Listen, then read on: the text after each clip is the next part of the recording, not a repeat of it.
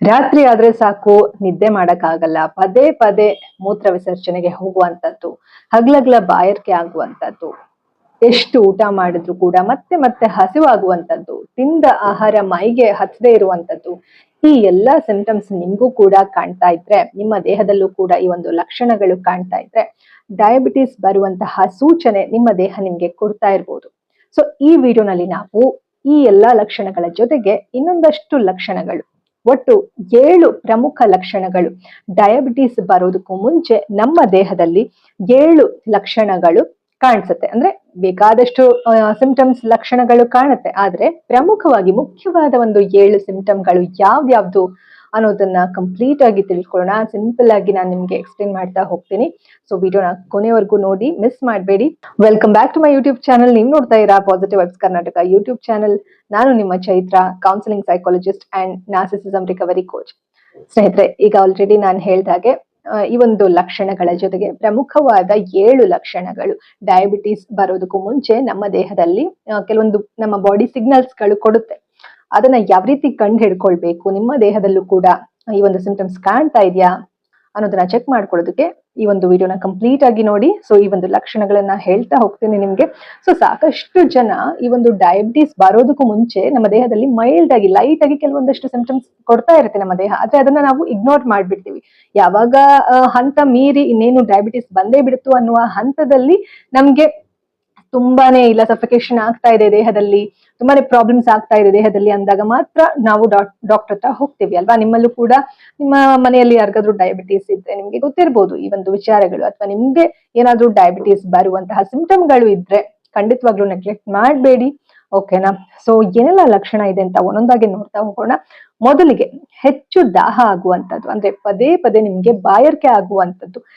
ಇವಾಗ ನಮ್ಗೆ ಎಲ್ರಿಗೂ ಕೂಡ ನೀರ್ ಅಂಶ ಬೇಕೇ ಬೇಕು ದೇಹಕ್ಕೆ, ನಾವು ನೀರ್ ಕುಡಿತೀವಿ ಅಲ್ವಾ. ಆದ್ರೆ ಎಕ್ಸೆಸಿವ್ ಥರ್ಸ್ಟ್ ಅಂದ್ರೆ ಅಗತ್ಯಕ್ಕೆ ಮೀರಿ ನಿಮ್ಗೆ ಬಾಯಾರಿಕೆ ಯಾವಾಗ್ಲೂ ಒಂಥರ ಅಬ್ನಾರ್ಮಲ್, ಅಂದ್ರೆ ನಾರ್ಮಲ್ ಅನ್ಸಲ್ಲ ನಿಮ್ಗೆ, ಇದ್ಯಾಕೋ ಅಸಹಜವಾಗಿ ಇದೆಯಲ್ಲ, ಯಾವಾಗ್ಲೂ ತರ ಇಲ್ವಲ್ಲ ಅಂತ ಅನಿಸ್ತಾ ಇರುತ್ತೆ. ಪದೇ ಪದೇ ಬಾಯಾರಿಕೆ ಆಗುವಂತದ್ದು, ಓಕೆನಾ. ನಿಮ್ಗೆ ಸಾಮಾನ್ಯಕ್ಕಿಂತ ಹೆಚ್ಚು ನೀರ್ ಕುಡಿಬೇಕು ಅಂತ ಅನ್ಸುವಂತದ್ದು, ಇದು ಒಂದು ಸಿಂಪ್ಟಮ್, ಓಕೆನಾ. ಹಾಗಂತ ಹೇಳಿ ನಿಮ್ಗೆ ಬಾಯಾರಿಕೆ ಆಗಿದ್ ಕೂಡ್ಲೆ ನಿಮ್ಗೆ ಡಯಾಬಿಟಿಸ್ ಇದೆ ಅಂತ ಅನ್ಕೊಂಡ್ ಬಿಡ್ಬಾರ್ದು, ಆಯ್ತಾ. ಪದೇ ಪದೇ ಇದು ರಿಪೀಟ್ ಆಗ್ತಾ ಇದ್ರೆ, ಓಕೆನಾ, ನಾನು ಏನೇ ಇಲ್ಲಿ ಸಿಂಪ್ಟಮ್ ಹೇಳಿದ್ರು ಇದು ನಿಮ್ಗೆ ರಿಪೀಟ್ ಆಗ್ತಾ ಇದ್ರೆ ಅದು ಒಳ್ಳೆಯ ಸೂಚನೆ ಅಲ್ಲ, ಡಯಾಬಿಟಿಸ್ ಬರುವ ಸಾಧ್ಯತೆ ಹೆಚ್ಚು ಇದೆ ಅನ್ನುವಂತಹ ಒಂದು ಲಕ್ಷಣ, ಓಕೆನಾ.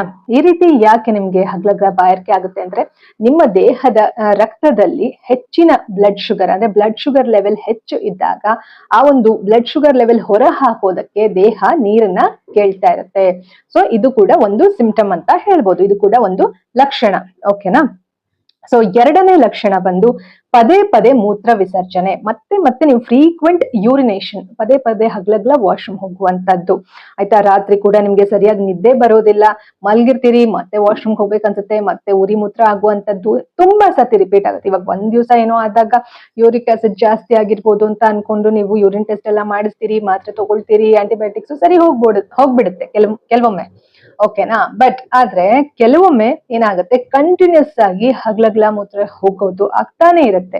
ಅಂತಹ ಸಂದರ್ಭದಲ್ಲಿ ನೀವು ನೆಗ್ಲೆಕ್ಟ್ ಮಾಡಬಾರ್ದು. ಇದು ಕೂಡ ಡಯಾಬಿಟಿಸ್ ಬರುವ ಮುಂಚೆ ನಿಮ್ಮ ದೇಹ ನಿಮ್ಗೆ ಕೊಡುವಂತಹ ಸಿಗ್ನಲ್ ಅಥವಾ ಸಿಂಪ್ಟಮ್, ಓಕೆನಾ. ದೇಹ ನಿಮ್ ಜೊತೆ ಮಾತಾಡ್ತಾ ಇರುತ್ತೆ, ಓಕೆನಾ. ನೀವು ಅದನ್ನ ಸ್ಪಂದಿಸ್ಬೇಕು, ನೀವು ದೇಹನ ಕೇಳ್ಬೇಕು, ಅಂದ್ರೆ ದೇಹ ನಿಮ್ಗೇನೋ ಒಂದ್ ಹೇಳೋದಕ್ಕೆ ಹೊರಡ್ತಾ ಇರುತ್ತೆ, ಅದ್ರ ಜೊತೆ ನೀವು ಸ್ಪಂದಿಸಿ ಅದ್ರ ಕಡೆ ಲಕ್ಷ್ಯ ಕೊಡ್ಬೇಕು, ಆಯ್ತಾ. ಅದನ್ನ ನೀವು ಗಮನ ಹರಿಸ್ದಿರಾ ಸುಮ್ನೆ ಬಿಟ್ರೆ ಏನಾಗುತ್ತೆ, ಅದು ಜಾಸ್ತಿ ಆಗ್ತಾ ಹೋಗುತ್ತೆ, ಓಕೆನಾ. ಭಯ ಪಟ್ಕೊಂಡು ನೀವು ಇಲ್ಲ ಬೇರೆ ಕಡೆ ಗಮನ ಕೊಡಕ್ ಹೋದ್ರೆ ಅಲ್ಲಿ ಹೆಚ್ಚಾಗುತ್ತೆ. ಹಾಗಾಗಿ ಗಮನ ಕೊಡೋದು ತುಂಬಾ ಮುಖ್ಯ. ನಿಮ್ಮ ದೇಹದಲ್ಲಿ ಈ ರೀತಿ ಆಗ್ತಾ ಇದೆ ಅಂತ ನೋಡಿ ತಿಳ್ಕೊಂಡು ಅದಕ್ಕೇನು ಏನೋ ಪ್ರಿಕಾಷನ್ಸ್ ತಗೊಳ್ಬೇಕು, ಏನ್ ಟ್ರೀಟ್ಮೆಂಟ್ ತಗೊಳ್ಬೇಕು, ಬರ್ದೇ ಇರೋ ತರ ಹೇಗೆ ತಡೆಗಟ್ಟಬೇಕು, ಡಯಾಬಿಟಿಸ್ ತುಂಬಾ ಮೈಲ್ಡ್ ಆಗಿ ಸ್ಟಾರ್ಟಿಂಗ್ ಬಂದ್ಬಿಟ್ರೆ, ಲಕ್ಷಣಗಳು ಕಾಣಿಸ್ಬಿಟ್ರೆ ನಿಮ್ಮ ದೇಹದಲ್ಲಿ ಹೇಗೆ ಇದು ಹೆಚ್ಚಿನ ಒಂದು ಡಯಾಬಿಟಿಸ್ ಆಗಿ ಟರ್ನ್ ಆಗದೆ ಇರೋ ತರ ಹೇಗೆ ನೋಡ್ಕೊಳ್ಬಹುದು, ಅಥವಾ ಡಯಾಬಿಟಿಸ್ ಬಂದ್ರೂ ಕೂಡ ಸಿಂಪ್ಟಮ್ ತೋರ್ಸೋದು ದೇಹ ಒಳ್ಳೇದಲ್ವಾ. ಇವಾಗ ಏನೋ ಒಂದು ಹೆಚ್ಚು ಕಮ್ಮಿ ಆಗೋ ಬದಲಿಗೆ ಸಿಂಪ್ಟಮ್ ತೋರಿಸ್ತಾ ಇದೆ ನಮ್ಮ ದೇಹ ಅಂದ್ರೆ ಅದನ್ನ ನಾವು ಅಕ್ಸೆಪ್ಟ್ ಮಾಡ್ಕೊಂಡು ಟ್ರೀಟ್ಮೆಂಟ್ ತಗೊಳ್ಬೇಕು ಅಲ್ವಾ. ಹಾಗಂತ ಹೇಳಿ ಭಯ ಪಟ್ಕೊಂಡು ಕೂತ್ಕೊಂಡ್ರೆ ಪ್ರಯೋಜನ ಇಲ್ಲ, ಹೆಚ್ಚು ಸಮಸ್ಯೆನೇ ಆಗುತ್ತೆ ಅಲ್ವಾ. ಹಾಗಾಗಿ ಮೊದಲನೇ ಏನ್ ಹೇಳ್ದೆ ನಾನು, ಹೆಚ್ಚು ದಾಹ ಆಗುವಂತದ್ದು. ಎರಡನೇದು ಪದೇ ಪದೇ ಮೂತ್ರ ವಿಸರ್ಜನೆಗೆ ಹೋಗುವಂತಹ ಒಂದು ಸಂದರ್ಭ ಸೃಷ್ಟಿಯಾಗುವಂತದ್ದು, ಓಕೆನಾ. ಇದೆಲ್ಲವೂ ಕೂಡ ಕಾಮನ್ ವಾರ್ನಿಂಗ್ ಸೈನ್ಸ್, ನಿಮ್ಮ ದೇಹ ಕೊಡುವಂತಹ ಒಂದು ವಾರ್ನಿಂಗ್ ಇವೆಲ್ಲ. ಓಕೆನಾ. ಬಾಡಿನಲ್ಲಿ ತುಂಬಾ ಗ್ಲೂಕೋಸ್ ಜಾಸ್ತಿ ಆದಾಗ ಏನಾಗುತ್ತೆ, ಅದು ಹೊರ ಹಾಕೋದಕ್ಕೆ ಯೂರಿನೇಷನ್ ಮುಖಾಂತರ ಈ ರೀತಿ ಹೋಗ್ತಾ ಇರುತ್ತೆ ಆಯ್ತಾ. ಎಕ್ಸೆಸಿವ್ ಬ್ಲಡ್ ಶುಗರ್ ಇದ್ದಾಗ, ಬ್ಲಡ್ ನಲ್ಲಿ ಶುಗರ್ ಲೆವೆಲ್ ಹೆಚ್ಚಿದ್ದಾಗ ಯೂರಿನೇಷನ್ ಮುಖಾಂತರ ಅದು ಹೊರ ಹಾಕುತ್ತೆ ನಮ್ಮ ದೇಹ. ಓಕೆನಾ. ಇದು ಕೂಡ ಡಯಾಬಿಟೀಸ್ ಬರೋದಕ್ಕೂ ಮುಂಚೆ ಕಾಣುವಂತಹ ಲಕ್ಷಣಗಳಲ್ಲಿ ಒಂದು ಲಕ್ಷಣ.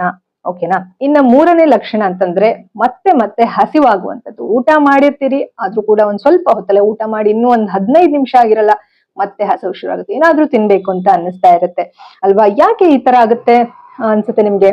ಇದಕ್ಕೆ ಮುಖ್ಯ ಕಾರಣ, ನೀವು ಊಟ ಮಾಡಿರ್ತೀರಿ, ಆದ್ರೆ ನೀವು ತಿಂದಿರುವ ಆಹಾರ ಜೀವಕೋಶಗಳಿಗೆ ತಲುಪಿರೋದಿಲ್ಲ. ಈಗ ಆಲ್ರೆಡಿ ನನ್ನ ಚಾನೆಲ್ ನಲ್ಲಿ ಡಯಾಬಿಟಿಸ್ ಅಂತ ಅಂದ್ರೆ ಏನು, ಡಯಾಬಿಟಿಸ್ ನಲ್ಲಿ ಎಷ್ಟು ವಿಧ, ಏನೇನು ಮುಖ್ಯ ವಿಧಗಳು ಯಾವ್ಯಾವ್ದು ಅಂತ ತಿಳಿಸ್ಕೊಟ್ಟಿದ್ದೀನಿ. ಹಾಗೆ ಡಯಾಬಿಟಿಸ್ ಬರೋದಕ್ಕೆ 5 ಪ್ರಮುಖವಾದ ಕಾರಣಗಳು, ರೀಸನ್ಸ್ ಯಾಕೆ ಬರುತ್ತೆ ಅನ್ನೋದನ್ನ ತಿಳಿಸ್ಕೊಟ್ಟಿದ್ದೀನಿ. ಚೆಕ್ ಮಾಡಿ, ಅದರಲ್ಲಿ ನಿಮ್ಗೆ ಗೊತ್ತಾಗುತ್ತೆ ಯಾವ ರೀತಿಯ ಒಂದು ಡಯಾಬಿಟಿಸ್ ನಿಮ್ಗಿದೆ ಅಂತ ತಿಳ್ಕೊಳ್ಳೋದಕ್ಕೆ ಅದು ಅನುಕೂಲ ಆಗುತ್ತೆ. ಖಂಡಿತವಾಗ್ಲೂ ಆ ವಿಡಿಯೋ ಮಿಸ್ ಮಾಡ್ತೀರಾ ನೋಡಿ. ಓಕೆನಾ. ಸೊ ಈ ರೀತಿ ಹೆಚ್ಚು ಹಸಿವಾಗುವಂತ ತಿಂದ ಆಹಾರ, ಯಾಕೆ ಪಾಯಿಂಟ್ ಹೇಳಿದ್ದೆ ನಾನು ಅಂತಂದ್ರೆ, ಹಿಂದಿನ ವಿಡಿಯೋ ನೋಡಿ ಅಂತ ಅನ್ಬಿಟ್ಟು, ಹಿಂದಿನ ವಿಡಿಯೋನಲ್ಲಿ ನಾನು ನೀಟಾಗಿ ಎಕ್ಸ್ಪ್ಲೈನ್ ಮಾಡಿದೀನಿ. ನೀವು ತಿಂದ ಆಹಾರ ಜೀವಕೋಶಗಳಿಗೆ ಹೋಗ್ಬೇಕು ಅಂತಂದ್ರೆ ನಮ್ಗೆ ಇನ್ಸುಲಿನ್ ಮತ್ತೆ ಗ್ಲೂಕೋಸ್ ಯಾವ ರೀತಿ ಕೆಲಸ ಮಾಡುತ್ತೆ, ತಿಂದ ಆಹಾರ ಗ್ಲೂಕೋಸ್ ಆಗಿ ಕನ್ವರ್ಟ್ ಆಗೋದಕ್ಕೆ ಇನ್ಸುಲಿನ್ ಎಷ್ಟು ಮುಖ್ಯ ಅನ್ನೋದನ್ನ ಕೂಡ ತಿಳಿಸ್ಕೊಟ್ಟಿದೀನಿ. ಓಕೆನಾ. ಕೆಲವೊಮ್ಮೆ ಏನಾಗುತ್ತೆ, ಇನ್ಸುಲಿನ್ ಇರುತ್ತೆ, ಆದ್ರೆ ನಮ್ಮ ಬಾಡಿ, ನಮ್ಮ ದೇಹ ಅದನ್ನ ಉಪಯೋಗಿಸ್ಕೊಳ್ತಾ ಇರೋದಿಲ್ಲ ಆಯ್ತಾ. ಟೈಪ್ 1 ಟೈಪ್ 2 ಡಯಾಬಿಟಿಸ್ ಬಗ್ಗೆ ಈಗ ಆಲ್ರೆಡಿ ವಿಚಾರ ತಿಳಿಸಿದೀನಿ ನಿಮ್ಗೆ. ಓಕೆನಾ. ನಿಮ್ಗೆ ಯಾವ ಡಯಾಬಿಟಿಸ್ ಇದೆ ಅದನ್ನು ಕೂಡ ತಿಳ್ಕೊಳ್ಳೋದು ತುಂಬಾನೇ ಮುಖ್ಯ ಆಗುತ್ತೆ. ಓಕೆನಾ. ಒಟ್ನಲ್ಲಿ ನಾವಿಲ್ಲಿ ಮುಖ್ಯವಾಗಿ ಏನ್ ಮಾತಾಡ್ತಾ ಇದೀವಿ, ದೇಹದಲ್ಲಿ ಕಾಣುವಂತಹ ಲಕ್ಷಣಗಳು, ಡಯಾಬಿಟಿಸ್ ಬರೋದಕ್ಕೂ ಮುಂಚೆ ದೇಹದಲ್ಲಿ ಕಾಣುವಂತಹ ಲಕ್ಷಣಗಳಲ್ಲಿ ಪದೇ ಪದೇ ಹಸುವಾಗುವುದು ಕೂಡ ಒಂದು ಲಕ್ಷಣ. ಮತ್ತೆ ಮತ್ತೆ ಏನಾದ್ರೂ ತಿನ್ಬೇಕಂತ ಅನ್ನಿಸ್ತಾನೆ ಇರುತ್ತೆ ನಿಮ್ಗೆ. ಹಾಗಂತ ಹೇಳಿ ಇವಾಗ ಸಣ್ಣ ವಯಸ್ಸವ್ರು ಏನಾದ್ರೂ ತಿಂತಾ ಇರ್ತಾರೆ, ಅವ್ರಿಗೆ ಬಾಯಿ ಚಪ್ಲಕ್ಕೆ ಏನಾದ್ರು ತಿಂತಾ ಇರ್ತಾರೆ, ಹಾಗೆ ಅನ್ಸಿದ್ ಮಾತ್ರಕ್ಕೆ ಡಯಾಬಿಟಿಸ್ ಅಂತ ಅಲ್ಲ. ಅದು ಏಜ್ ಆಗ್ತಾ ಆಗ್ತಾ ನಿಮ್ಗೆ ಏನಾಗುತ್ತೆ, ಎಷ್ಟೇ ನೀವು ಹೊಟ್ಟೆ ತುಂಬಾ ತಿಂದಿರ್ತೀರಿ, ಆರಾಮಾಗಿ ಮನೆ ಊಟ ಮಾಡಿರ್ತೀರಿ, ಸ್ವಲ್ಪ ಹೊತ್ತಲ್ಲೇ ಹಸಿವು ಶುರು ಆಗ್ಬಿಡುತ್ತೆ. ಅದು ಒಳ್ಳೆಯ ಲಕ್ಷಣ ಅಲ್ಲ, ಅದು ಡಯಾಬಿಟಿಸ್ ಬರುವ ಸೂಚನೆ. ಓಕೆನಾ. ತಿಳ್ಕೊಳ್ಳಿಲ್ಲ ಅಂದ್ರೆ ತೊಂದರೆ ಆಗುತ್ತೆ.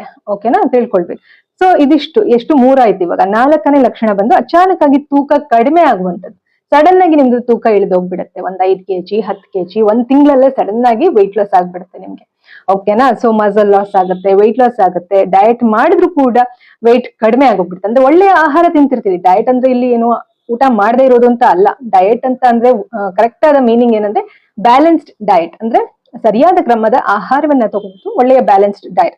ನೀವು ಎಷ್ಟೇ ಸರಿಯಾದ ಕ್ರಮವಾದ ಊಟವನ್ನ ತಗೊಳ್ತಾ ಇದ್ರು, ಸೇವಿಸ್ತಾ ಇದ್ರು ಕೂಡ ನಿಮ್ಮ ದೇಹದಲ್ಲಿ ತೂಕ ಡ್ರಾಸ್ಟಿಕ್ ಚೇಂಜ್, ಅಂದ್ರೆ ಡ್ರಾಸ್ಟಿಕ್ ಏನು ಕಮ್ಮಿ ಆಗ್ಬಿಡುತ್ತೆ, ಡಿಕ್ರೀಸ್ ಆಗ್ಬಿಡುತ್ತೆ. ಓಕೆನಾ. ಸೊ ಇದು ಕೂಡ ಒಂದು ಲಕ್ಷಣ, ಎಸ್ಪೆಷಲಿ ಟೈಪ್ 1 ಡಯಾಬಿಟಿಸ್ ಇರೋರಿಗೆ. ಅಂದ್ರೆ ಟೈಪ್ 1 ಡಯಾಬಿಟಿಸ್ ಅಂದ್ರೆ ಇಟ್ ಈಸ್ ಅನ್ಕಂಟ್ರೋಲ್ಡ್ ಡಯಾಬಿಟಿಸ್. ಅಂದ್ರೆ ಇದನ್ನ ನೀವು ಕಂಟ್ರೋಲ್ ಮಾಡಕ್ಕಾಗಲ್ಲ. ಅಂದ್ರೆ ಇದನ್ನ ಏನು, ಇನ್ಸುಲಿನ್ ಹೊರಗಡೆಯಿಂದ ನಾವು ಇನ್ಸುಲಿನ್ ಇಂಜೆಕ್ಟ್ ಮಾಡುವ ಮುಖಾಂತರ ಅದು ಡಾಕ್ಟರ್ ಹೇಗೆ ಕಂಟ್ರೋಲ್ ಮಾಡ್ಬೇಕಂತ ಹೇಳ್ಕೊಡ್ತಾರೆ ನಿಮ್ಗೆ. ಸೊ ಇದು ಟೈಪ್ 1 ಡಯಾಬಿಟಿಸ್ ಅಲ್ಲಿ ಬರುತ್ತೆ. ಬಟ್ ಟೈಪ್ 2 ಡಯಾಬಿಟಿಸ್ ಕಾಮನ್ ಆಗಿ ತುಂಬಾ ಜನಕ್ಕೆ ಕಾಣ್ತಾ ಇರೋದೇನೆ ಟೈಪ್ 2 ಡಯಾಬಿಟಿಸ್. ಇದು ಲೈಫ್ ಸ್ಟೈಲ್ ಡಿಸೀಸ್, ಅಂದ್ರೆ ಲೈಫ್ ಸ್ಟೈಲ್ ಇಂದ ಬರುವಂತಹ ಒಂದು ಡಿಸೀಸ್. ಆದ್ರೆ ಇದನ್ನ ರಿವರ್ಸ್ ಮಾಡುವ ಎಲ್ಲ ಒಂದು ಏನು ಪ್ರಯತ್ನ ಮಾಡಿದ್ರೆ ರಿವರ್ಸ್ ಮಾಡುವ ಎಲ್ಲ ಸಾಧ್ಯತೆ ನಮ್ಮ ಕೈಯಲ್ಲಿ ಇರುತ್ತೆ. ಓಕೆನಾ. ಸೊ ಟೈಪ್ 1 ಡಯಾಬಿಟಿಸ್ ನಲ್ಲಿ ಏನಾಗ್ಬಿಡುತ್ತೆ, ಅಚಾನಕ್ ಆಗಿ ವೆಯ್ಟ್ ಲಾಸ್ ಆಗ್ಬಿಡುತ್ತೆ, ವೆಯ್ಟ್ ಕಮ್ಮಿ ಆಗ್ಬಿಡುತ್ತೆ. ಈ ರೀತಿ ಕೂಡ ಆಗೋದು ಒಂದು ಲಕ್ಷಣ. ಸಡನ್ ಆಗಿ ನಿಮ್ಗೆ ಒಂದ್ 5 kg 10 kg ಒಂದ್ 8 kg ಇಷ್ಟು ಮಟ್ಟಕ್ಕೆ ಸಡನ್ ಆಗಿ ಚೇಂಜ್ ಕಮ್ಮಿ ಆಗ್ಬಿಡ್ತು ಅಂತಂದ್ರೆ ನೀವು ನೆಗ್ಲೆಕ್ಟ್ ಮಾಡೋ ಹಾಗಿಲ್ಲ, ಡಾಕ್ಟರ್ ಹತ್ರ ಹೋಗಿ ಚೆಕ್ಅಪ್ ಮಾಡಿಸ್ಕೊಳ್ಳೋದು ತುಂಬಾ ಮುಖ್ಯ. ಓಕೆನಾ. ಅದು ನೋಡ್ಬೇಕು ನೀವು, ಯಾಕಂದ್ರೆ ಇವಾಗೆಲ್ಲ ಸುಮ್ನೆ ನೀವು ಒಂದ್ಸತಿ ಡಾಕ್ಟರ್ ಹತ್ರ ಹೋದ್ರೆ ಅದು ಇದು ಅಂತ ಒಂದ್ 108 ಟೆಸ್ಟ್ ಗಳು ಮಾಡಿ, ಈ ಕಡೆ ದುಡ್ಡು ಹೋಯ್ತು, ಇನ್ನೊಂದ್ ಕಡೆ ಹೆಲ್ತ್ ಹೋಯ್ತು, ಹಂಗ್ ಮಾಡಾಕ್ ಬಿಡ್ತಾರೆ. ನೋಡ್ಕೊಂಡು ಒಳ್ಳೆ ಡಾಕ್ಟರ್ ಹತ್ರ ಹೋಗ್ಬೇಕಾಗತ್ತೆ. ಇಲ್ಲಿ ನಾನು ವಿಷಯನ ನಿಮ್ಗೆ ತಲುಪಿಸೋದಕ್ಕೆ ಆಸ್ ಅ ಕೌನ್ಸಿಲಿಂಗ್ ಸೈಕಾಲಜಿಸ್ಟ್ ವಿಷಯನ ತಿಳ್ಕೊಳ್ಬೇಕು, ಅಕ್ಸೆಪ್ಟ್ ಮಾಡ್ಕೊಳ್ಬೇಕು. ಮೆಂಟಲಿ ಫಸ್ಟ್ ನಾವು ಪ್ರಿಪೇರ್ ಆಗ್ಬೇಕಲ್ವಾ. ಬಂದಿದ ತಕ್ಷಣ ಭಯ ಪಟ್ಕೊಂಡು ಪ್ಯಾನಿಕ್ ಆದ್ರೆ ಏನಾಗುತ್ತೆ, ಇರೋ ಆರೋಗ್ಯ ಕೂಡ ಹಾಳಾಗೋಗುತ್ತೆ ಅಲ್ವಾ. ಸೊ ಹಾಗಾಗಿ ಮೆಂಟಲ್ ಸ್ಟೆಬಿಲಿಟಿ ಅನ್ನೋದು ತುಂಬಾ ಮುಖ್ಯ. So as a counselling psychologist mind body soul healing awareness ನ ನಿಮಗೆ ತಲುಪಿಸ್ಬೇಕು ಅಂತ ಮೈಂಡ್ ಅಲ್ಲಿ ಇಟ್ಕೊಂಡು ನಾನು ವಿಡಿಯೋ ಮಾಡ್ತಾ ಇರ್ತೀನಿ. ದಯವಿಟ್ಟು ಗಮನದಲ್ಲಿ ಇಟ್ಕೊಳ್ಳಿ ಸ್ನೇಹಿತರೆ. ಯಾಕಂತಂದ್ರೆ ಡಾಕ್ಟರ್ಸ್ ಗಳು ಮಾಡಿರೋ ವಿಡಿಯೋಗಳನ್ನು ನೋಡಿರ್ತೀರಿ. ಓಕೆನಾ. ಜೊತೆಗೆ ಸಾಕಷ್ಟು ವಿಚಾರವನ್ನ ತಿಳ್ಕೊಂಡಿರ್ತೀರಿ. ನನ್ನ ವಿಡಿಯೋ ನೋಡುವಾಗ ನೀವು, ನಾನು ಮೆನ್ಷನ್ ಮಾಡ್ಬೇಕಾಗುತ್ತೆ ಇದನ್ನ, ಯಾಕಂದ್ರೆ ಆಸ್ ಅ ಕೌನ್ಸಿಲಿಂಗ್ ಸೈಕಾಲಜಿಸ್ಟ್ ನಾನು ಮಾಡ್ತಾ ಇರ್ತೀನಿ. ಸೊ ನೀವು ಆ ಒಂದು ದೃಷ್ಟಿಕೋನದಲ್ಲಿ ಕೂಡ ವಿಡಿಯೋ ನೋಡಿ ವಿಚಾರಗಳನ್ನ ತಿಳ್ಕೊಳ್ಳಿ ಸ್ನೇಹಿತರೆ. ಓಕೆನಾ?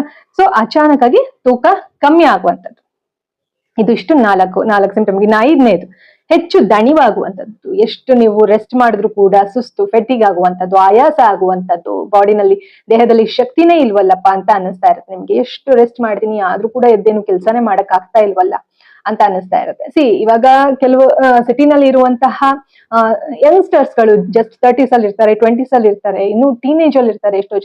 ಎಷ್ಟೋ ಜನ ಮಕ್ಕಳು ಅಥವಾ ಯಂಗ್ ಅಡಲ್ಟ್ಸ್ಗೆ ಏನಾಗುತ್ತೆ ಅಂದ್ರೆ ಸರಿಯಾಗಿ ಬಾಡಿ ಮೂವ್ಮೆಂಟ್ ಮಾಡಲ್ಲ, ವರ್ಕೌಟ್ ಮಾಡೋದಿಲ್ಲ. ಅಂದ್ರೆ ಇವಾಗೆಲ್ಲ ಟೆಕ್ನಾಲಜಿ ಮುಂದುವರೆದಿರೋದ್ರಿಂದ ಕೂತು ಮಾಡುವ ಕೆಲಸಗಳೇ ಜಾಸ್ತಿ, ಕೂತಲ್ಲೇ ಎಲ್ಲ ನಮ್ಗೆ ಸಿಗುವಂತಹ ಒಂದು ಸಂದರ್ಭ.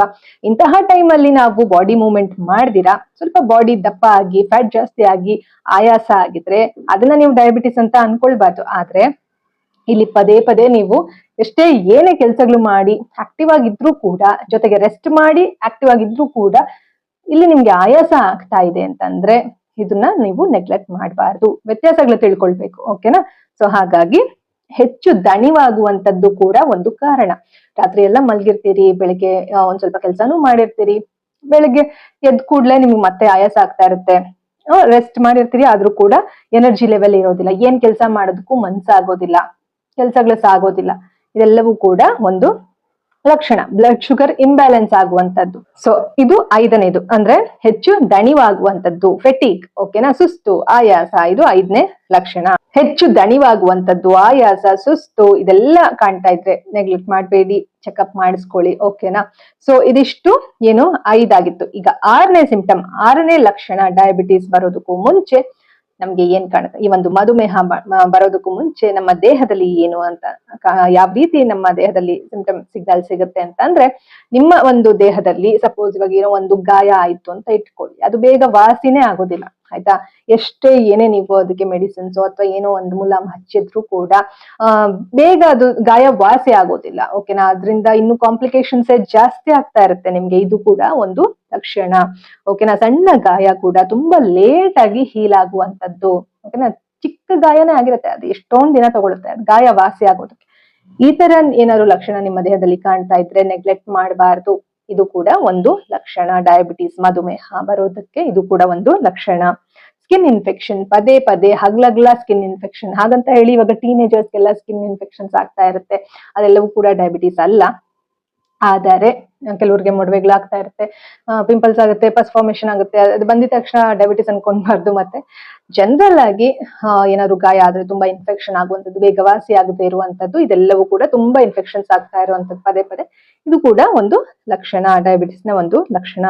6 ಲಕ್ಷಣ ಇದು. ಈಗ 7ನೇದು ಕೊನೆಯ ಪ್ರಮುಖ ಲಕ್ಷಣ. ಇದು ಬಿಟ್ಟು ಬೇರೆ ಲಕ್ಷಣಗಳು ಇರುತ್ತೆ, ಆದ್ರೆ ಮುಖ್ಯವಾಗಿ ಇದಿಷ್ಟು ಕೂಡ ಲಕ್ಷಣಗಳು ನೀವು ತಿಳ್ಕೊಳ್ಬೇಕಾಗಿರೋದು. ಕೊನೆಯದಾಗಿ 7ನೇ ಲಕ್ಷಣ ಬಂದು ಕಣ್ಣು ಮಂಜಾಗುವಂಥದ್ದು. ಕಣ್ಣು ಮಂಕಾಗ್ಬಿಡುತ್ತೆ ನಿಮ್ಗೆ. ಬ್ಲರ್ಡ್ ವಿಷನ್ ಅಂತಂದ್ರೆ ಏನೋ ನೋಡ್ತಾ ಇರ್ತೀರಾ, ಕ್ಲಾರಿಟಿ ಇರೋದಿಲ್ಲ, ಕೂತಿರ್ತೀರಾ, ಏನೋ ಕೆಲಸ ಮಾಡಕ್ ಹೋಗ್ತೀರಾ, ಅಲ್ಲಿ ಕ್ಲಾರಿಟಿ ಇರೋದಿಲ್ಲ, ಕಣ್ಣು ಮಂಜಾಗೋಂಗಾಗತ್ತೆ ಅಲ್ವಾ, ಸುಸ್ತಾಗ್ತಾ ಇರುತ್ತೆ, ಕಣ್ಣು ಮಂಜಾಗ್ತಾ ಇರುತ್ತೆ, ಆಯಾಸ ಆಗುತ್ತೆ. ಇದೆಲ್ಲ ಕೂಡ ಬ್ಲಡ್ ಶುಗರ್ ವೇರಿಯೇಷನ್ ಆಗ್ತಾ ಇರುತ್ತೆ, ಬ್ಲಡ್ ಶುಗರ್ ನಲ್ಲಿ ಫ್ಲಕ್ಚುಯೇಷನ್ಸ್ ಆಗ್ತಾ ಇರುತ್ತೆ, ವಿಷನ್ ಮೇಲೆ ಎಫೆಕ್ಟ್ ಮಾಡುತ್ತೆ, ನಿಮ್ಮ ಒಂದು ಕಣ್ಣಿನ ದೃಷ್ಟಿಯ ಮೇಲೆ ಎಫೆಕ್ಟ್ ಆಗುತ್ತೆ. ಸೊ ಇದು ಕೂಡ ಒಂದು ಲಕ್ಷಣ. ದಯವಿಟ್ಟು ನೆಗ್ಲೆಕ್ಟ್ ಮಾಡಬೇಡಿ. ನಾನು ಇದಿಷ್ಟು ಲಕ್ಷಣಗಳು ಹೇಳಿದೆ ಅಲ್ವಾ, ಯಾವ್ದು ಕೂಡ ನೆಗ್ಲೆಕ್ಟ್ ಮಾಡಬೇಡಿ. ಯಾವ್ದಾದ್ರು ಒಂದಿದ್ರು ಕೂಡ ನೆಗ್ಲೆಕ್ಟ್ ಮಾಡಬೇಡಿ. ಕ್ವಿಕ್ ಆಗಿ ಇನ್ನೊಂದ್ಸತಿ ನೋಡೋಣ. ಈಗ ಕ್ವಿಕ್ ಆಗಿ 7 ಲಕ್ಷಣಗಳನ್ನ ನೋಡ್ತಾ ಹೋಗೋಣ. ಮೊದಲನೇದಾಗಿ ಪದೇ ಪದೇ ನಿಮ್ಗೆ ದಾಹ, ಬಾಯಾರಿಕೆ ಆಗುವಂತದ್ದು, ಎಷ್ಟು ನೀರ್ ಕುಡಿದ್ರು ಮತ್ತೆ ಮತ್ತೆ ನೀರ್ ಕುಡಿಬೇಕು ಅನ್ಸುತ್ತೆ. 2ನೇದಾಗಿ ಪದೇ ಪದೇ ಮೂತ್ರ ವಿಸರ್ಜನೆ. ಓಕೆನಾ? ಹಗ್ಲಗ್ಲ ನೀವು ವಾಶ್ರೂಮ್ಗೆ ಹೋಗ್ಬೇಕು ಅಂತ ಅನ್ಸೋದು, ನಿದ್ದೆ ಕೆಟ್ಟು ವಾಶ್ರೂಮ್ಗೆ ಹೋಗ್ತಾ ಇರುವಂತದ್ದು. ಇನ್ನ 3ನೇದು ಹೆಚ್ಚು ಹಸಿವಾಗುವಂತದ್ದು, ಎಷ್ಟೇ ಏನೇ ತಿಂದ್ರು ಕೂಡ ನಿಮ್ಗೆ ಪದೇ ಪದೇ ಹಸಿವಾಗುವಂತದ್ದು. ಇನ್ನ 4ನೇದು ಅಚಾನಕ್ ಆಗಿ ತೂಕ ಕಡಿಮೆ ಆಗೋಗ್ಬಿಡುತ್ತೆ, ಒಂದ್ 5 kg 10 kg ಹಿಂಗ್ ಕಮ್ಮಿ ಆಗೋಗ್ಬಿಡುತ್ತೆ. ಓಕೆನಾ? ಇದು 4ನೇದು. ಇನ್ನು 5ನೇದು ಹೆಚ್ಚು ದಣಿವಾಗುವಂತದ್ದು. ಓಕೆನಾ? ತುಂಬಾ ನಿಮ್ಗೆ ಸುಸ್ತಾಗುತ್ತೆ, ಆಯಾಸ ಆಗುತ್ತೆ, ಎಷ್ಟೇ ರೆಸ್ಟ್ ಮಾಡಿದ್ರು ಕೂಡ ಪದೇ ಪದೇ ನಿಮ್ಗೆ ಆಯಾಸ ಆಗ್ತಾನೆ ಇರುತ್ತೆ. ಇನ್ನ 6ನೇದು ಗಾಯಗಳು ಬೇಗ ವಾಸಿ ಆಗದೆ ಇರುವಂತದ್ದು. ಓಕೆನಾ? ನಿಮ್ಗೆ ಸಣ್ಣ ಒಂದು ಗಾಯ ಕೂಡ ತುಂಬಾ ಲೇಟ್ ಆಗಿ ಹೀಲ್ ಆಗುವಂತದ್ದು 6ನೇದು. ಇನ್ನ 7ನೇದು ಕಣ್ಣು ಮಂಜಾಗುವಂತದ್ದು, ಬ್ಲರ್ಡ್ ವಿಷನ್. ಆಯ್ತಾ? ಇಲ್ಲಿ ಆಯಾಸ ಸುಸ್ತರ ಜೊತೆಗೆ ಕಣ್ಣು ಕೂಡ ಮಂಜಾಗ್ತಾ ಹೋಗುತ್ತೆ, ಬ್ಲಡ್ ಶುಗರ್ ನಲ್ಲಿ ವ್ಯತ್ಯಾಸ ಆಗ್ತಾ ಇರುತ್ತೆ. ಇದಿಷ್ಟು ಲಕ್ಷಣಗಳನ್ನ ಯಾವುದೇ ಕಾರಣಕ್ಕೂ ನೀವು ನೆಗ್ಲೆಕ್ಟ್ ಮಾಡೋ ಹಾಗೆ ಇಲ್ಲ. ಓಕೆನಾ? ಈ ಒಂದು ಏನ್ ಲಕ್ಷಣಗಳು ಹೇಳ್ದೆ ನಾನು, ಇದೆಲ್ಲ ರಿಪೀಟ್ ಆಗ್ಬೇಕು. ಇದೆಲ್ಲ ಲಕ್ಷಣಗಳು ಇದ್ಬಿಟ್ರೆ ನಿಮ್ಗೆ ಡಯಾಬಿಟಿಸ್ ಇದೆ ಅಂತ ಅಲ್ಲ. ಈ ಎಲ್ಲಾ ಲಕ್ಷಣಗಳು ಮತ್ತೆ ಮತ್ತೆ ಮರುಕಳಿಸಿ ನಿಮ್ಮ ದೇಹದಲ್ಲಿ ಕಾಣ್ತಾ ಇದ್ರೆ ಇದು ಲಕ್ಷಣ ಆಗಿರುವ ಎಲ್ಲ ಸಾಧ್ಯತೆ ಇರುತ್ತೆ. ಡಯಾಬಿಟಿಸ್ ನ ಲಕ್ಷಣ ಆಗಿರುವ ಎಲ್ಲ ಸಾಧ್ಯತೆ ಇರುತ್ತೆ. ಓಕೆನಾ. ಸಿಂಪಲ್ ಆಗಿ ಒಂದು ಬ್ಲಡ್ ಟೆಸ್ಟ್ ಮಾಡಿಸ್ಕೊಳ್ಳಿ. ಓಕೆನಾ. ಅರ್ಲಿ ಸ್ಟೇಜ್ ನಲ್ಲಿ ಗೊತ್ತಾಗ್ಬಿಡತ್ತೆ ನಿಮ್ಗೆ ಡಯಾಬಿಟಿಸ್ ಇದೆಯಾ ಇಲ್ವಾ ಅನ್ನೋದು ಗೊತ್ತಾಗುತ್ತೆ. ಸೊ ಹಾಗಾಗಿ ಯಾವ್ದೇ ಕಾರಣಕ್ಕೂ ನೆಗ್ಲೆಕ್ಟ್ ಮಾಡಬೇಡಿ. ಓಕೆನಾ. ಯಾಕಂದ್ರೆ ಇನ್ನ ಡಯಾಬಿಟಿಸ್ ಬಂದ್ಮೇಲೆ ತುಂಬಾ ಬೇರೆ ಬೇರೆ ರೀತಿ ಕಾಂಪ್ಲಿಕೇಶನ್ಸ್ ಇರುತ್ತೆ. ಆಲ್ರೆಡಿ ಇವಾಗ ಡಯಾಬಿಟಿಸ್ ಬಂದಿರೋರು ನೀವೇನು ಭಯ ಪಟ್ಕೊಳ್ಳೋ ಅವಶ್ಯಕತೆ ಇಲ್ಲ. ಇದೇನು ನನ್ಗೆ ಆಲ್ರೆಡಿ ಡಯಾಬಿಟಿಸ್ ಬಂದ್ಬಿಟ್ಟಿದೆ, ನಾ ಇದೆಲ್ಲ ಮುಂಚೆ ನೋಡ್ಕೊಳ್ಳಿಲ್ವಲ್ಲ ಅಂತ ಬೇಜಾರಾಗೋದು ಬೇಡ ಸ್ನೇಹಿತರೆ. ಯಾಕಂತಂದ್ರೆ ಈಗ ಆಲ್ರೆಡಿ ಬಂದಿದ್ರೆ ನೀವು ಒಂದನ್ನ ಅಕ್ಸೆಪ್ಟ್ ಮಾಡ್ಕೊಂಡಿರ್ತೀರಿ, ನಿಮ್ಮ ದೇಹ ಅಕ್ಸೆಪ್ಟ್ ಮಾಡ್ಕೊಂಡಿರ್ತೀರಿ, ಅದಕ್ಕೆ ಸರಿಯಾದ ರೀತಿಯಲ್ಲಿ ನೀವು ಟ್ರೀಟ್ಮೆಂಟ್ ತಗೊಳ್ತಿರ್ತೀರಿ, ಮಾತ್ರೆ ತಗೊಳ್ತಾ ಇರ್ತೀರಿ, ನಿಮ್ಮ ಲೈಫ್ ಸ್ಟೈಲ್ ಚೇಂಜ್ ಮಾಡ್ಕೊಂಡು ಅದಕ್ಕೆ ಹೊಂದಾಣಿಕೆ ಮಾಡ್ಕೊಂಡು ಒಳ್ಳೆಯ ಲೈಫ್ ಲೀಡ್ ಮಾಡ್ತಾ ಇರ್ತೀರಿ, ಒಂದು ಕಂಟ್ರೋಲ್ಡ್ ಲೈಫ್ ಲೀಡ್ ಮಾಡ್ತಿರ್ತೀರಿ, ಕಂಟ್ರೋಲ್ ಮಾಡ್ಕೊಂಡು ಬ್ಯಾಲೆನ್ಸ್ಡ್ ಲೈಫ್ ಲೀಡ್ ಮಾಡ್ತಿರ್ತೀರಿ. ನಿಮ್ಮಂತಹ ವ್ಯಕ್ತಿಗಳಿಗೆ ನಾನು ಹೇಳುವ ವಿಚಾರಗಳು ಡಿಸ್ಕರೇಜ್ ಮಾಡಬಾರ್ದು. ಯಾಕಂತಂದ್ರೆ ಈ ಒಂದು ವಿಡಿಯೋ ಯಾರಿಗೆ ಸ್ಟಾರ್ಟಿಂಗ್ ಬರೋದಕ್ಕೂ ಮುಂಚೆ ಏನ್ ಲಕ್ಷಣ ಅಂತ ತಿಳ್ಕೊಳ್ಳೋದಕ್ಕೆ ಈ ಒಂದು ವಿಡಿಯೋ ಮಾಡ್ತಾ ಇರೋದು. ಬಟ್ ಆಲ್ರೆಡಿ ನಿಮ್ಗೆ ಏನಾದ್ರೂ ಬಂದಿದ್ರು ಕೂಡ ಡಯಾಬಿಟೀಸು, ಏನು ಚಿಂತೆ ಮಾಡಬೇಡಿ. ಇದನ್ನ ಯಾವ ರೀತಿ ಕಂಟ್ರೋಲ್ ಮಾಡ್ಕೊಳ್ಬಹುದು, ಯಾವ ರೀತಿ ನೀವು ಹೆಲ್ದಿ ಲೈಫ್ ಸ್ಟೈಲ್ ಲೀಡ್ ಮಾಡಿದ್ರೆ ಯಾವ ರೀತಿ ಇದನ್ನ ರಿವರ್ಸ್ ಮಾಡ್ಬೋದು ಅನ್ನೋದನ್ನು ಕೂಡ ನಿಮ್ಗೆ ಡೀಟೇಲ್ ಆಗಿ ನಾನು ತಿಳಿಸ್ಕೊಡ್ತೀನಿ ಮುಂಬರುವ ವಿಡಿಯೋಸ್ ಅಲ್ಲಿ. ಓಕೆನಾ. ಸೊ ಬಹಳಷ್ಟು ಜನರು ಈ ಒಂದು ಸಿಂಪ್ಟಮ್ಸ್ ಇದ್ರೆ ತುಂಬಾ ಇಗ್ನೋರ್ ಮಾಡುವ ಚಾನ್ಸಸ್ ಇರುತ್ತೆ. ಹಾಗಾಗಿ ಈ ಒಂದು ವಿಡಿಯೋ ಮಾಡಿದ್ದು ನಾನು.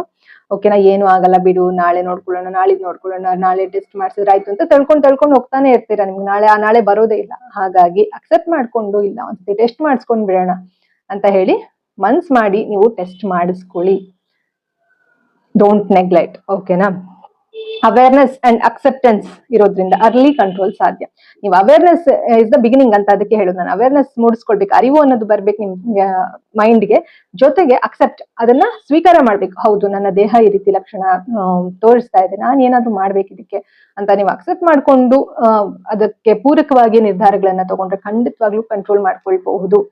ಜೊತೆಗೆ ತಡಿಬಹುದು ಬರೋದನ್ನ, ಅಥವಾ ಬಂದ್ರೆ ಅದನ್ನ ಯಾವ ರೀತಿ ಮೇಂಟೈನ್ ಮಾಡ್ಬೋದು, ಕಂಟ್ರೋಲ್ ಮಾಡ್ಕೋಬಹುದು ನಿಮ್ಮ ಆರೋಗ್ಯನ ಅಂತ ನೀವು ತಿಳ್ಕೊಳ್ಬಹುದು. ಹೋಪ್ಫುಲಿ ಈ ಒಂದು ಮೆಸೇಜ್ ನಿಮ್ಗೆ ಹೆಲ್ಪ್ಫುಲ್ ಆಯ್ತು ಅಂತ ಅನ್ಕೊಳ್ತೀನಿ. ನೀವು ಯಾರಾದ್ರೂ ಇನ್ನೂ ಸಬ್ಸ್ಕ್ರೈಬ್ ಆಗಿಲ್ಲ ನನ್ನ ಚಾನಲ್ಗೆ ಅಂದ್ರೆ ದಯವಿಟ್ಟು ಸಬ್ಸ್ಕ್ರೈಬ್ ಆಗಿ ಬೆಲ್ ಐಕಾನ್ ಒತ್ತಿ. ನನ್ನ ಒಂದು ಚಾನಲ್ ನಲ್ಲಿ ಹೆಲ್ತ್ ಅವೇರ್ನೆಸ್ ರಿಲೇಟೆಡ್ ವಿಡಿಯೋಸ್ ಗಳು ಬರುತ್ತೆ. ಈ ಹಿಂದೆ ವ್ಲಾಗ್ಸ್ ಗಳು ಇದ್ವು, ಅದೆಲ್ಲ ಅಷ್ಟು ಯೂಸ್ಫುಲ್ ಇರೋದಿಲ್ಲ ನಿಮ್ಗೆ. ಯಾವ್ದು ನಿಮ್ಗೆ ಯೂಸ್ ಆಗುತ್ತೆ ಅಂತ ವಿಡಿಯೋಸ್ ಗಳು ಮಾತ್ರ ನೋಡಿ. ನಾರ್ಸಿಸಮ್ ರಿಕವರಿ ಕಾನ್ಸೆಪ್ಟ್ ಗಳು ಇವೆ ಕೆಲವೊಂದು. ಓಕೆನಾ.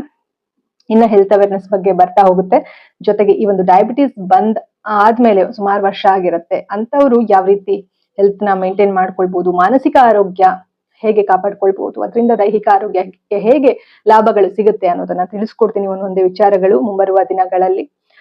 ಓಕೆನಾ. ಒಳ್ಳೆ ವಿಷಯ ಏನಪ್ಪಾ ಅಂತಂದ್ರೆ ಅರ್ಲಿ ಸ್ಟೇಜ್ ನಲ್ಲಿ ಡಿಟೆಕ್ಟ್ ಮಾಡಿಬಿಟ್ರೆ ಡಯಾಬಿಟಿಸ್ ಕಂಟ್ರೋಲ್ ಮಾಡೋದು ತುಂಬಾ ಈಸಿ. ಇದು ಒಳ್ಳೆ ವಿಷಯ. ಓಕೆನಾ. ಎಷ್ಟೇ ಏನೇ ನಿಮ್ಮ ದೇಹದಲ್ಲಿ ಸಮಸ್ಯೆಗಳ ಇರಬಹುದು, ಅದರದ್ದು ಸಿಂಪ್ಟಮ್ಸ್ ನ ನೀವು ಗುರುತಿಸ್ಬಿಟ್ಟು ಅದಕ್ಕೆ ಸರಿಯಾದ ರೀತಿಯಲ್ಲಿ ನಿಮ್ಮ ಲೈಫ್ ಸ್ಟೈಲ್ ನ ನೀವು ಚೇಂಜ್ ಮಾಡ್ಕೊಂಡ್ಬಿಟ್ರೆ ಆರಾಮಾಗಿ ನೀವು ಹೆಲ್ದಿ ಲೈಫ್ ಲೀಡ್ ಮಾಡಬಹುದು. ಹೆಲ್ದಿ ಲೈಫ್ ಸ್ಟೈಲ್ ಮತ್ತೆ ಹೆಲ್ದಿ ಫುಡ್ ಮತ್ತೆ ಎಕ್ಸಸೈಸ್, ರೆಗ್ಯುಲರ್ ಆಗಿ ಎಕ್ಸಸೈಸ್ ಮಾಡುವಂತದ್ದು ಮತ್ತೆ ಸ್ಟ್ರೆಸ್ ಮ್ಯಾನೇಜ್ಮೆಂಟ್, ಇದೆಲ್ಲವೂ ಕೂಡ ತುಂಬಾನೇ ಹೆಲ್ಪ್ ಆಗುತ್ತೆ ಈ ಒಂದು ಡಯಾಬಿಟಿಸ್ ಕಂಟ್ರೋಲ್ ಮಾಡೋದಕ್ಕೆ, ಜೊತೆಗೆ ತಡೆಗಟ್ಟೋದಕ್ಕೆ. ಸೊ ಈ ವಿಡಿಯೋ ನಿಮ್ಮೆಲ್ರಿಗೂ ತುಂಬಾನೇ ಹೆಲ್ಪ್ಫುಲ್ ಆಯ್ತು ಅಂತ ಭಾವಿಸ್ತೀನಿ. ಸೊ ಖಂಡಿತವಾಗ್ಲೂ ಈ ಒಂದು ವಿಡಿಯೋನ ನಿಮ್ಮ ಪ್ರೀತಿ ಪಾತ್ರರೊಂದಿಗೆ ಶೇರ್ ಮಾಡಿ, ನಿಮ್ಮ ಫ್ಯಾಮಿಲಿ ಮೆಂಬರ್ಸ್ಗೆ ಶೇರ್ ಮಾಡಿ. ಓಕೆನಾ. ನಿಮ್ಗೆ ಇಷ್ಟ ಆದ್ರೆ ವಿಡಿಯೋಗೆ ಲೈಕ್ ಮಾಡಿ, ಪ್ರೋತ್ಸಾಹ ಮಾಡಿ. ಜೊತೆಗೆ ನಿಮ್ಮ ಅನಿಸಿಕೆ ಅಭಿಪ್ರಾಯಗಳನ್ನ ಕಾಮೆಂಟ್ ಮೂಲಕ ತಿಳಿಸಿ ಸ್ನೇಹಿತರೆ. ಸೊ ಮುಂದಿನ ವಿಡಿಯೋನಲ್ಲಿ ಈ ಒಂದು ಡಯಾಬಿಟಿಸ್ ಬಂದ ನಂತರ ಏನ್ ಮಾಡ್ಬೇಕು, ಪ್ಯಾನಿಕ್ ಆಗ್ಬಿಡೋದು ಅಥವಾ ತುಂಬಾನೇ ಭಯ ಪಡೋದು, ಈ ರೀತಿ ಬದಲು ಏನ್ ಮಾಡ್ಬೋದು, ನೀವು ಡಯಾಬಿಟಿಸ್ ಬಂದಾದ್ಮೇಲೆ ಏನ್ ಮಾಡ್ಬೋದು ಡಯಾಬಿಟಿಸ್ ಅನ್ನೋದನ್ನ ತಿಳಿಸ್ಕೊಡ್ತೀನಿ. ತಪ್ಪದೆ ಚೆಕ್ ಮಾಡಿ. ಓಕೆನಾ. ಸರಿಯಾದ ರೀತಿಯಲ್ಲಿ ಹ್ಯಾಂಡಲ್ ಮಾಡೋದ್ರಿಂದ ನಿಮ್ಮ ಆರೋಗ್ಯನ ಖಂಡಿತವಾಗ್ಲೂ ನೀವು ಕಾಪಾಡ್ಕೊಳ್ಬಹುದು. ಓಕೆನಾ. ಸೊ ಮುಂದಿನ ವಿಡಿಯೋನಲ್ಲಿ ಡಯಾಬಿಟಿಸ್ ಬಂದ್ರೆ ಏನ್ ಮಾಡ್ಬೇಕು ಅನ್ನೋದನ್ನ ಕಂಪ್ಲೀಟ್ ಆಗಿ ತಿಳಿಸ್ಕೊಡ್ತೀನಿ. ಸೊ ಈ ವಿಡಿಯೋ ನಿಮ್ಗೆ ಹೆಲ್ಪ್ಫುಲ್ ಆಯ್ತು ಅಂತ ಅಂದ್ರೆ ಖಂಡಿತವಾಗ್ಲೂ ಶೇರ್ ಮಾಡಿ. ಮತ್ತೊಮ್ಮೆ ಹೇಳ್ತಾ ಇದೀನಿ. So thank you. Awareness is the beginning of your healing journey. Think positive, be an optimist. Life is beautiful and make the most of it. ಎಲ್ಲರಿಗೂ ಶುಭವಾಗಲಿ. ಧನ್ಯವಾದಗಳು.